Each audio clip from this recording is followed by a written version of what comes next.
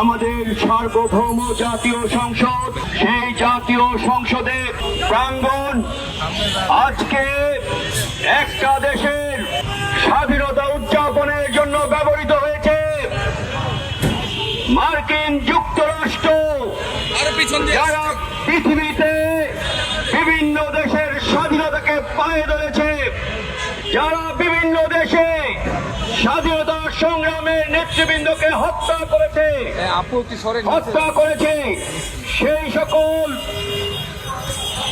সেই দেশের বিজয় স্বাধীনতা দিবসের উদযাপন আমাদের সংসদ ভবনের দক্ষিণ প্লাজায় অনুষ্ঠিত হয়েছে।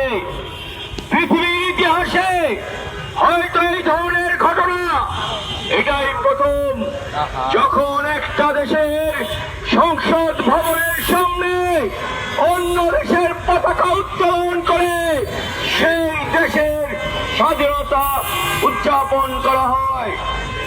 আমরা বলতে চাই যে মার্কিন যুক্তরাষ্ট্র 1971 সালে আমাদের মহান মুক্তিযুদ্ধের বিরুদ্ধে অবস্থান গ্রহণ করেছিল।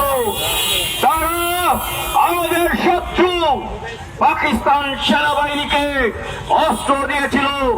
তারা আমাদের বিজয়ের আগ মুহূর্তেই তারা সপ্তম নৌবহর পাঠিয়ে আমাদের স্বাধীনতাকে ধূলিসাৎ করতে চেয়েছিল, নস্যাৎ করতে চেয়েছিল।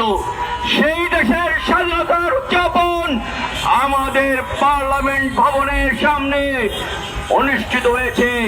এইটা আমাদের জন্য এক ধরনের, এটা আমাদের 30 লক্ষ শহীদের রক্তের প্রতি বেইমানি, আমাদের 30 লক্ষ শহীদের আত্মদানের প্রতি অবমাননা।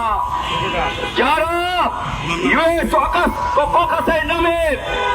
ককাসের নামে যে সকল পার্লামেন্ট সদস্যরা এই উৎসব করার উদ্যোগ নিয়েছেন, তাদের বিরুদ্ধে আমরা ধিক্কার জানাই।